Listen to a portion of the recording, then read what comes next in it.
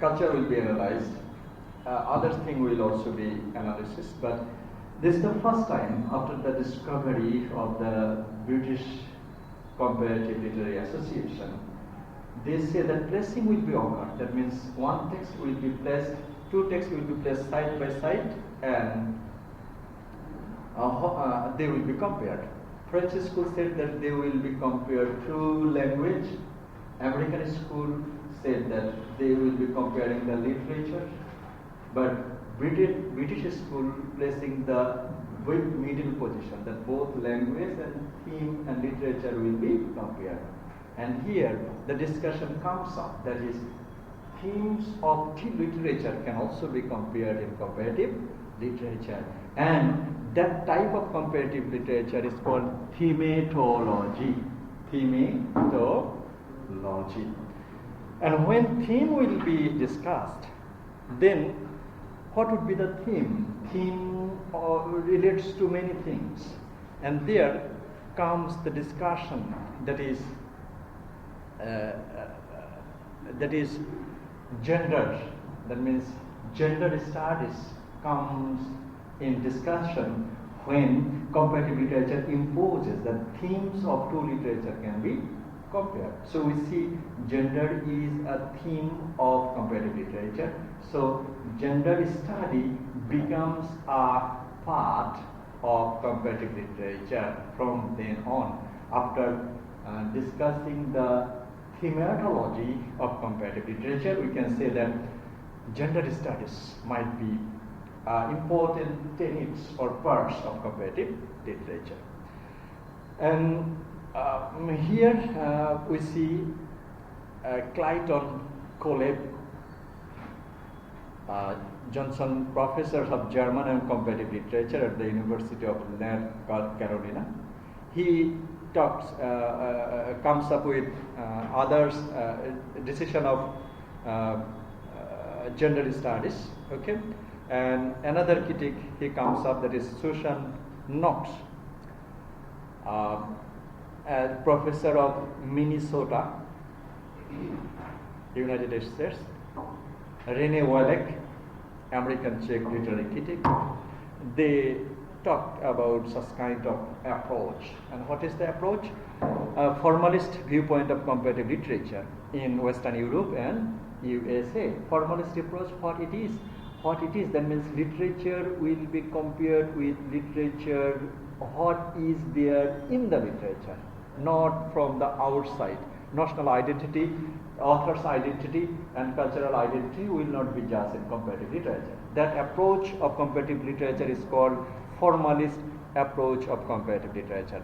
In literary theory, formalism refers to the critical approach that analyze, interpret and evaluate the inherent features of a text. That means text or literary text will be compared with other text based on the text itself, not from the culture of the author, not from the culture of the other text. That is the formalist approach.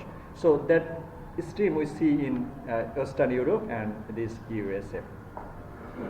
That Koleb and Knox, যাদের কথা আমরা একটু আগে দেখলাম, তারা বলছে have focused prominently on the growing relationship between literary theories and comparative study, and which has inevitably led to assume that the study of the movements and the themes have moved into the background. So literary theories will be involved in comparing literature.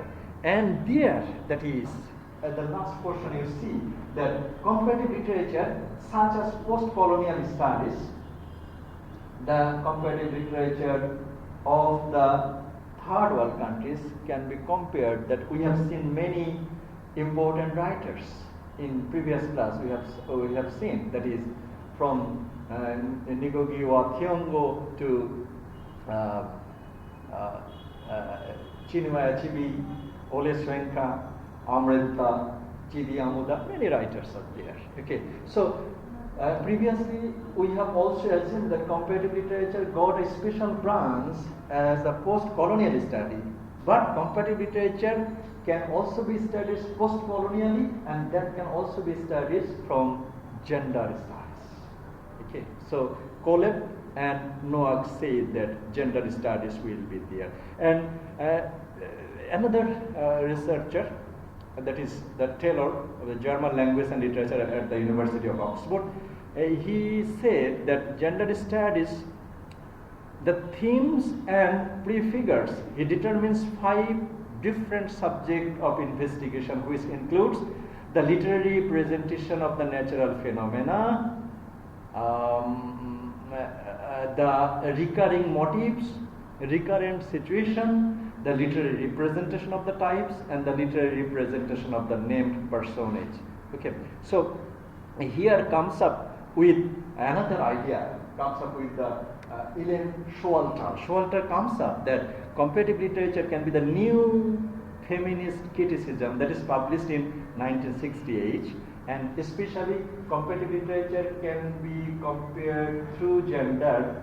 That discussion comes after the publication of this book by Ellen Schwalter, and that book was published in 1986, and from then on the gender studies came in discussion and in relation to comparative literature.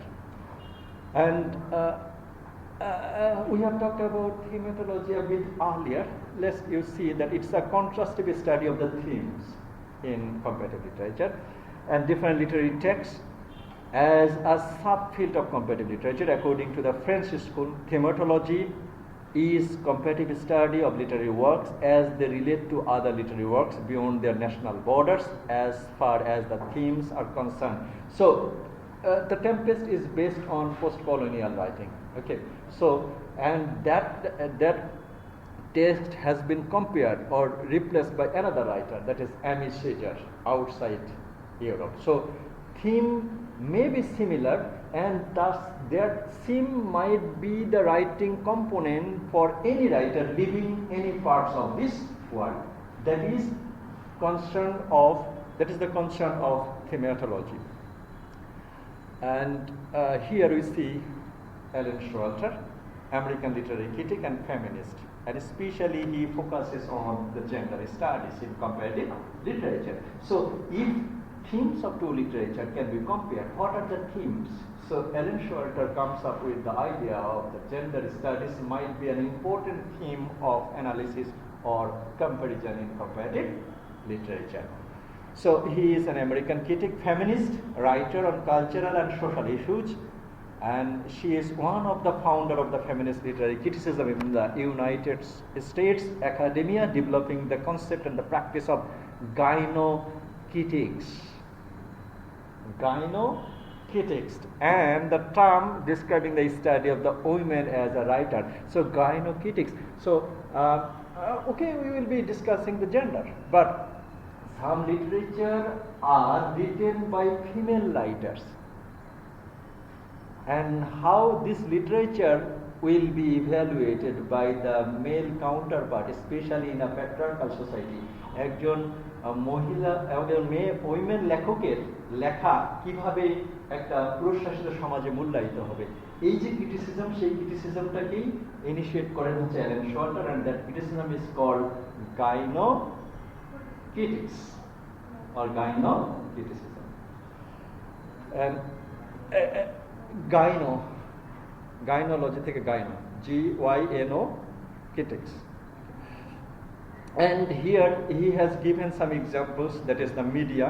Okay, media in Greek mythology, actually from religion, from literature, from culture, women always has been treated as a less important social factor, and that is presentation in culture as well, and also its presentation is literature as well. That means female or women are always considered as a subordinate class, and that attitude is attacked by Ellen Schwalter, and that is an example over here. Media in Greek mythology, Media is the daughter of the king Artes in Collis, a niece of Circe and the granddaughter of the sun god Helicos. Okay, so Media is another word, but in Greek mythology, an enchantress. So Media, this goddess has a very important past, but here is an enchantress, media যে লেখকের মধ্যে, a magician, women who uses magic to put someone and something under a spell. Actually, enchanter has a very negative connotation. এই যে এবং enchanter which naturally associate to, কখনো আমরা কোনো male witch দেখি না। Dining of dining, which is a word that is associated with the female counterpart always from the culture and civilization. Why? Okay, so media has a great role in Greek mythology. However, in another part, it is called one kind of enchanter. That means a negative collocation towards the female counterpart or the female member of a society. And these are the others study that is related to media. Another poet comes up in this gender studies, that's Adrienne Rich. Many of you have read the poem. What is the poem? What is the poem?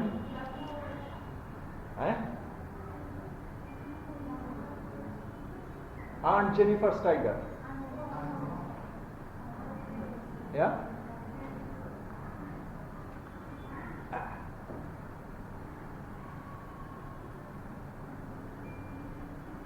Okay, so Adrienne Rich comes up like Ellen Schwelter. Adrienne Rich also a rich of American poet, essayist and feminist. So the famous feminist comes up with their idea that why female will be treated unequal to the male counterpart of a society.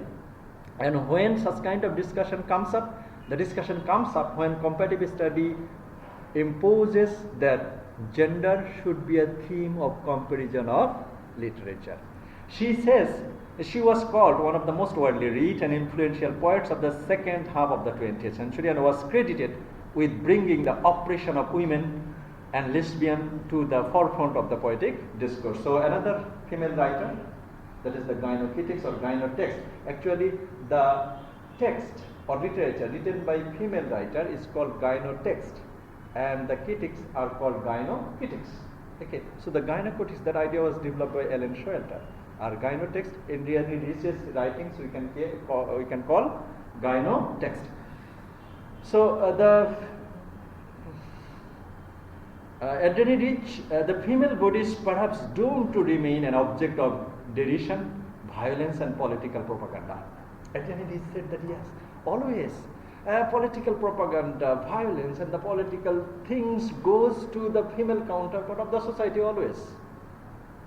Who said that? That is Adrienne Rich said.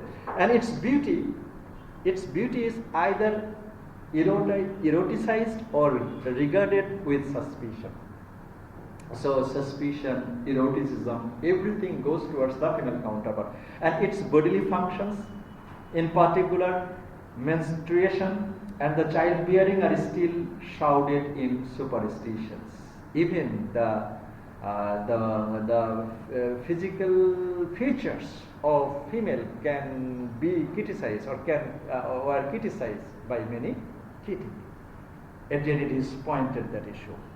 And at the time Adrienne Rich of Women Born was published, that is 1976, not much had been written about the invisible but life-giving parts of the female autonomy. So female autonomy, if female would not be in human civilization, life will not come up.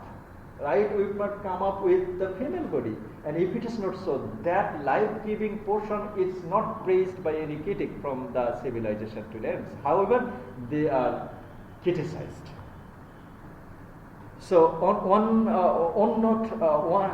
note through an annex Sexton sensual 1969 poem in celebration of my uterus, everyone in me is a bird, I am beating all my wings. So these are quoted. They wanted to cut you out, but they will not.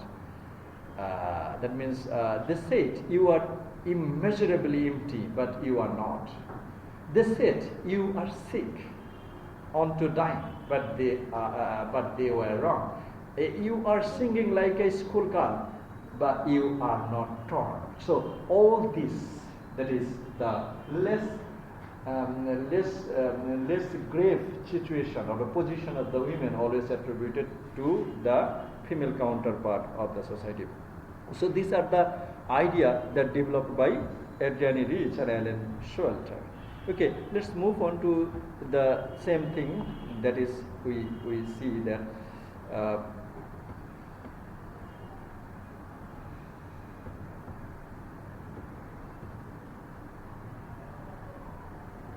yeah.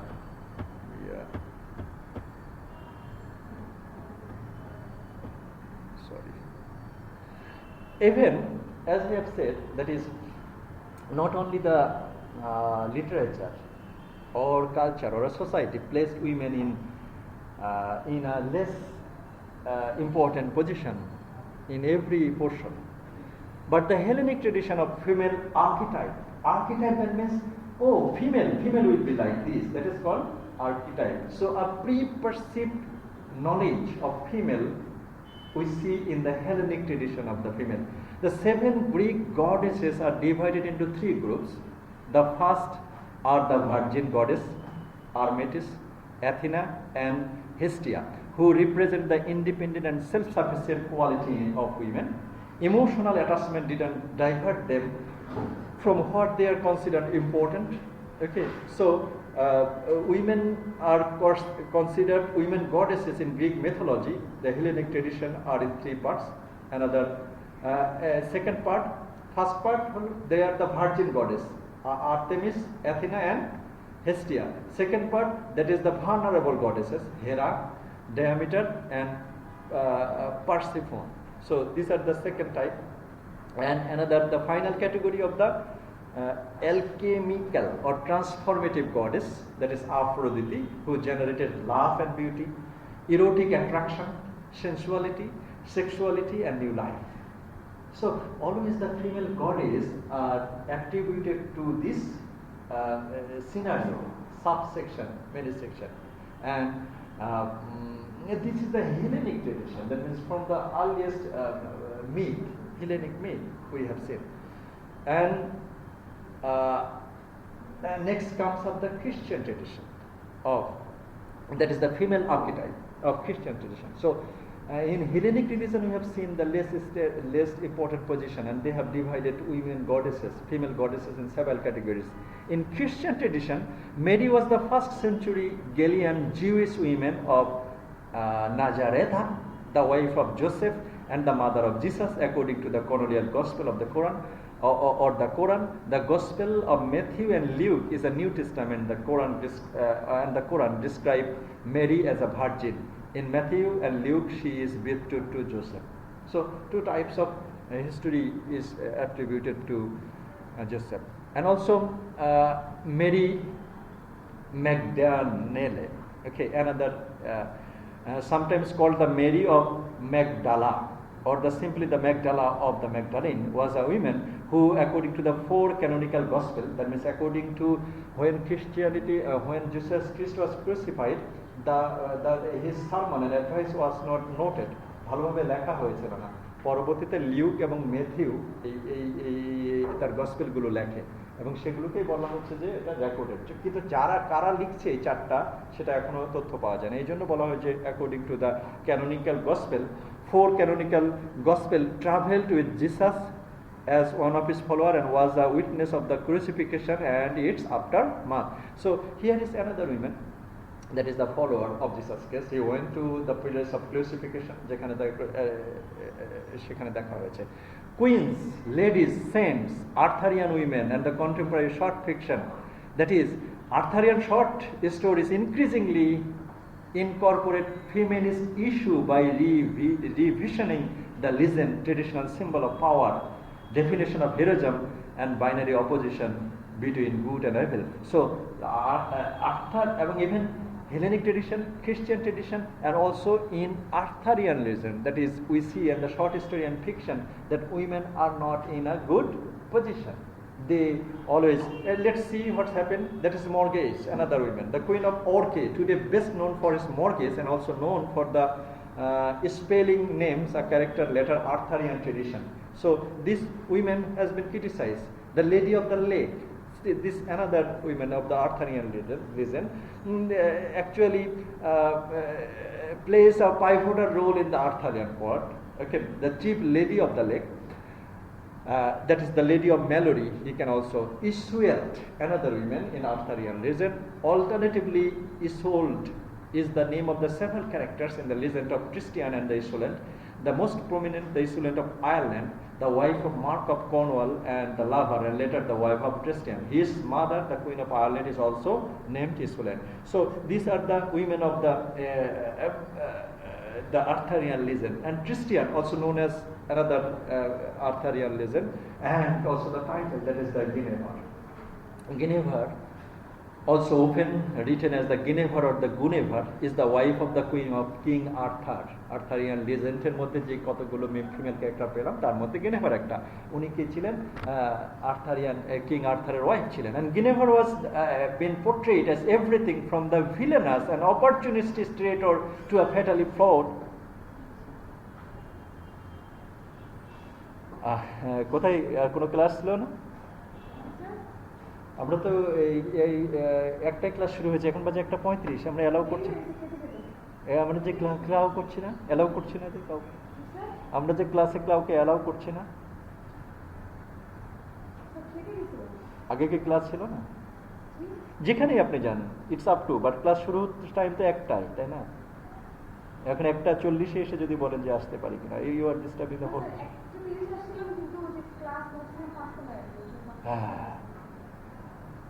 আমরা কাউকে allow করছি না। আচ্ছা বসো, আজকে বসো।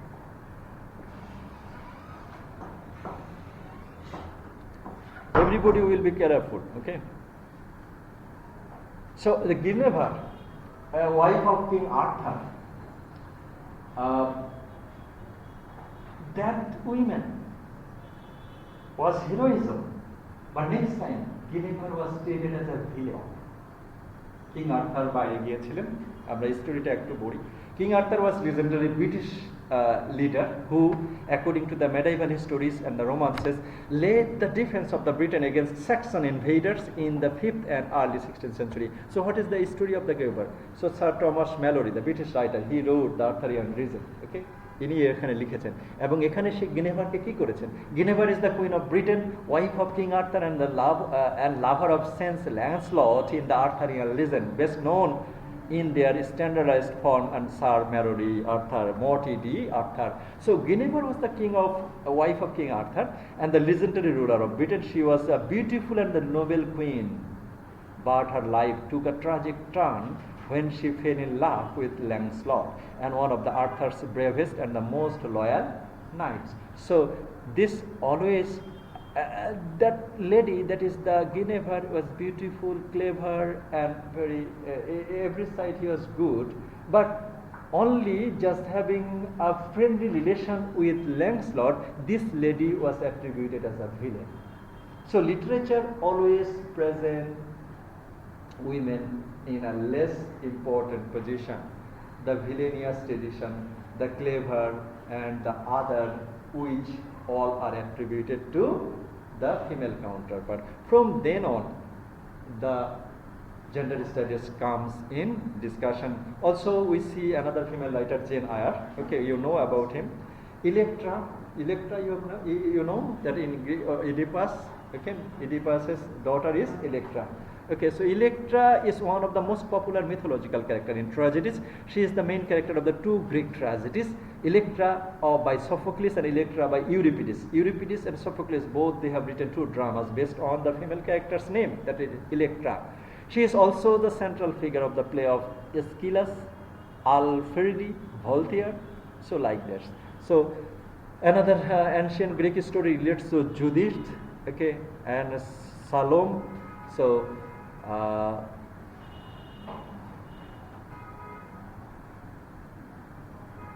so what we have seen that in history, in Hellenic tradition, in Christian tradition, and in Arthurian legend, and in literature, women has been treated not in their equal status, especially the title, the Guinevere. She was clever, she was beautiful, but for making friendship to the Lancelot, all good qualities goes to dust, and that situation can be a field of comparison. that is stated by many critics like Ellen Schulter and Adrienne Rees, and that is called gender studies, and gender should be a theme that can be compared in comparative literature. Okay, so another important thing of the relation of comparative literature to translation studies. And previously we talked a bit when Alexander the Great was defeated, his control towards the Europe. Many countries got independence and they started to publish their text in other languages, and the translation comes in discussion. Here British French writer Joseph Hilary Peary was a British French writer, historian, and one of the most prolific writers in England during the early 20th century. And Belloc was also an orator, poet, sailor, satirist, writer of letters, soldiers, political activist, and his Catholic faith, and was a strong impact on his works. So, if you talk translation studies, you have to talk this person, the bold-headed person, nearly bold-headed person. His name is Itamar Ibn Joar, Israeli researcher, and the culture researcher and professor at Tel Aviv University. Ibn Joar is the pioneer of polysystem.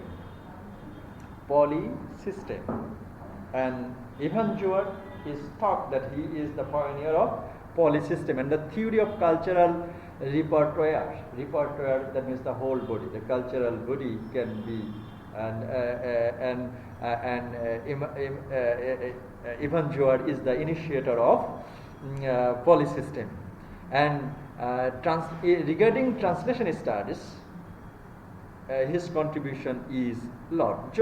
Though translation studies has been critiqued by many, has been criticized by many critics in a negative way, but Ibn Joar talked of the polysystem in translation studies. Okay, so I am trying to find that part. Where is this?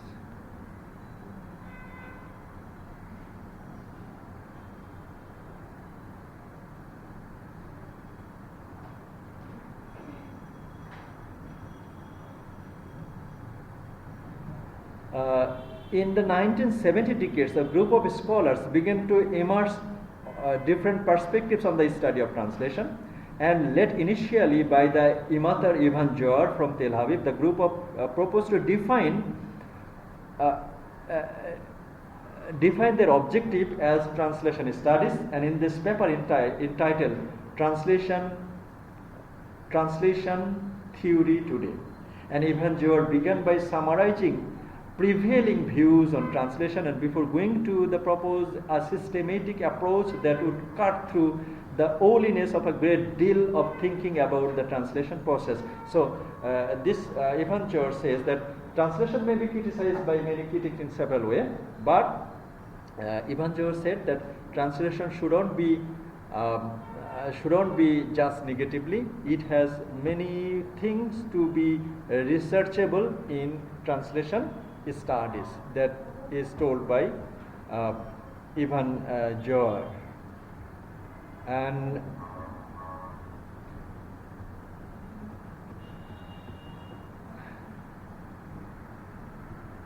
other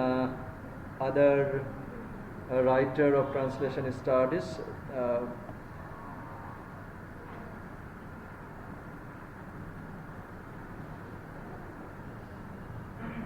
many critic has been criticized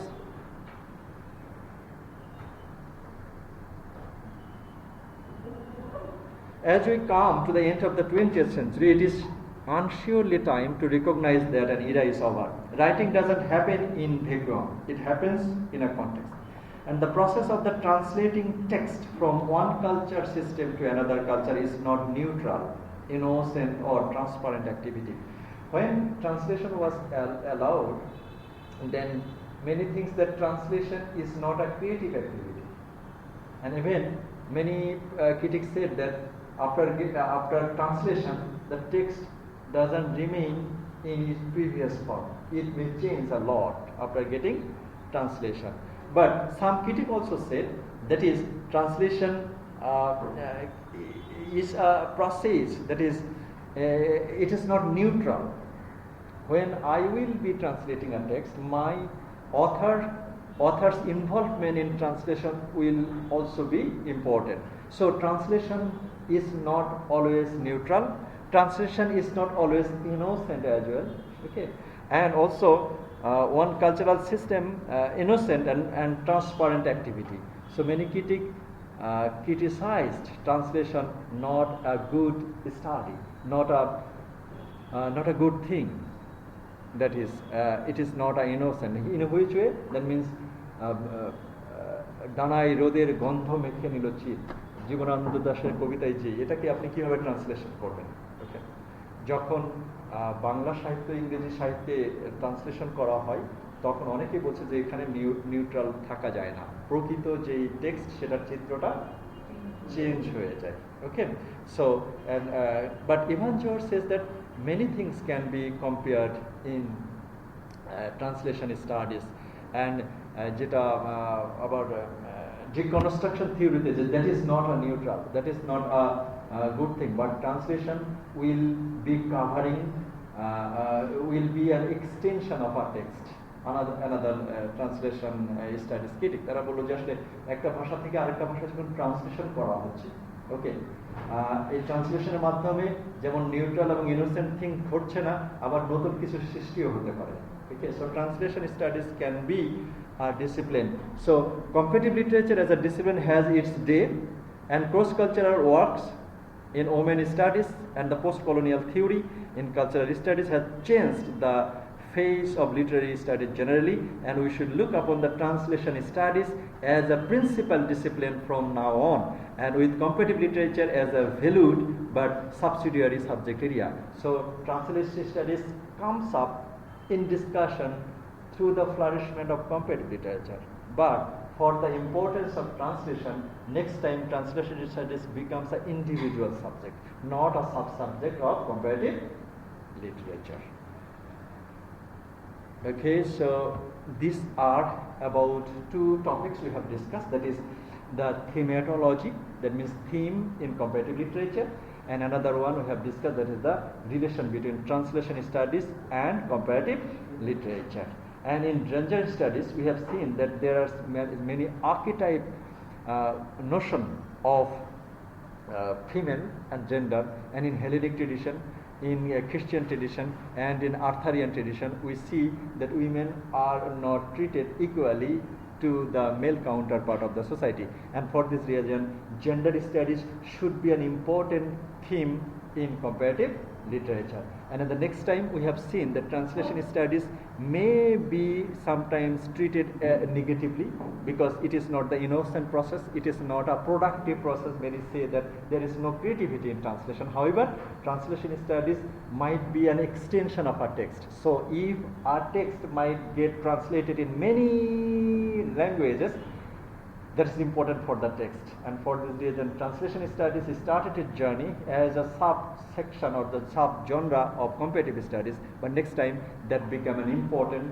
subject or discipline in its own way. Okay, so that is the theory